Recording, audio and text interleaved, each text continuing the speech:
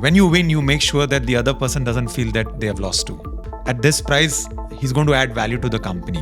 When I say maximum, matlab, I don't have to, squeeze him till he get exhausted. It's all about getting the best out of him.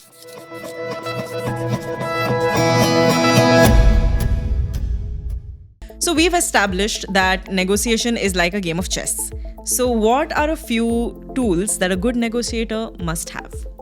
Well, there are quite a few points I have to say about when you're negotiating. Yeah. First is about being silent. Okay. When I say being silent is that there are times when a game of chess, you always want to, feel like you want to attack. Yeah. Rather wait for the other person to make the move. As they say, silence can kill a person. Yeah. I don't virtually mean that. Yeah. But if the guy is trying to attack, he might end up making a mistake. So you wait for his move. Right. Secondly is about timing. Timing is the key. Okay. I know I always talk about taking a risk, but you got to take risk when the timing is right. Because if you are hitting or striking when the iron is hot, you will more often than win than lose. Right. But if tawa garam nahi hai aur tum hathoda maroge, tumhara anda kabhi nahi ublega. Right. Third is about anchoring. Let's suppose you're going for a job interview.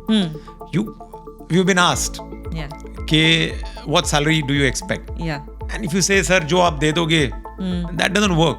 If you are confident about something, set that benchmark. This is what I expect. 10K, 12K, 15K. Yeah. At least you have put your word forward. Correct. And it's to the other person whether he can afford you or you fitted that value for money for that company. Right. At least you've set your benchmark. Yeah. And then that deal can happen.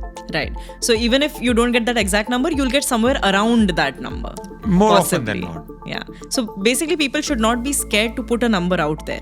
And they should not wait for it to come from the Same other thing side. for the employer too. Yeah. If he feels कि नहीं ये 15 में नहीं बन रहा है he is good for 10K or 12K, you put it across. Right. But again I have said, see that long-term vision. Whether it is for the employer or the employee, it takes two to clap. Yeah. It is not that the employer, I want to work at a particular company, I am going to be okay at working at this salary. Same thing for the employer. If he feels that candidate has got weightage, can add value for money, you need to balance it. Okay. So can you give us a real life example of where negotiation worked for you? Yeah, there are quite a lot, but I'll definitely name about one product which I've been importing now for a long time. It's water heater. When I started working, it was one of the biggest factories from where I'm sourcing. Okay. And that supplier did not want to work with me because he felt I'm not having the experience because I had never imported water heater. Okay. But I had the confidence, the belief that I'll be able to sell this product because I was selling related to that products different items like the showers and other sanitary products. But that company felt, no, I should be a home appliance company to sell the water heater.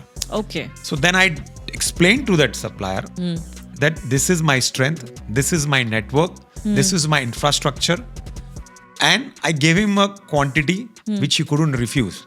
He said, if you are not able to achieve that target, then what? Yeah. I said, then take the agency away from me. And rest is history. And I'm proud to say, from that time till now, we've grown every year 20%. Yeah. Because one, I have to give credit to that supplier that the quality what I'm buying is good. Yeah. Yes, I'm getting a decent price. But because I'm getting a decent price is because I'm buying that big quantity. And I'm able to service the market. Right. So it is a win-win situation for both him and now. Correct. So the supplier believed in me and my network. Yeah. And the rest is history.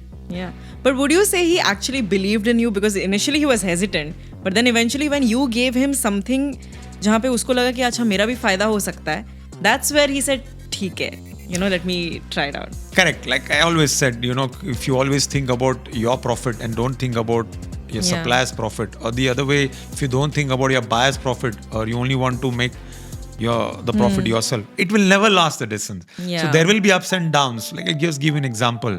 When the freight prices are high, to import any product becomes your cost gets higher because of the freight. Freight is the shipping charge from one particular country to your destination. Okay. So there were times during COVID where the freight prices had jumped from $1,000 to $5,000. So it was impacting your import price. Okay. So that is the time the supplier has to support you in price. Similarly, when the currency of a country gets weak, his export cost gets higher.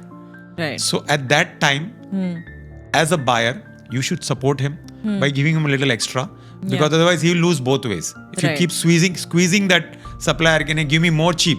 That's not right. So it's when the chips are down, you support him, vice versa. Okay.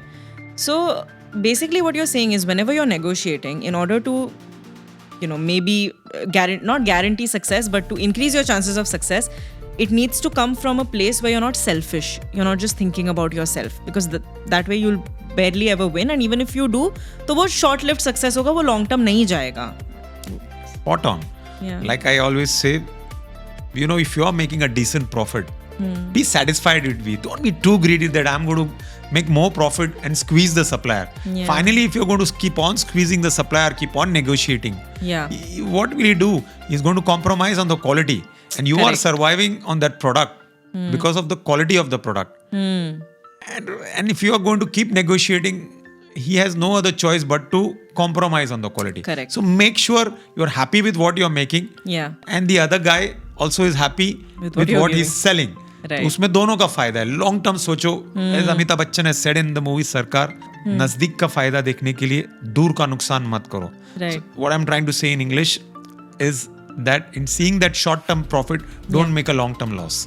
Sir, so unfortunately not everyone is out there making multi-million-dollar business decisions.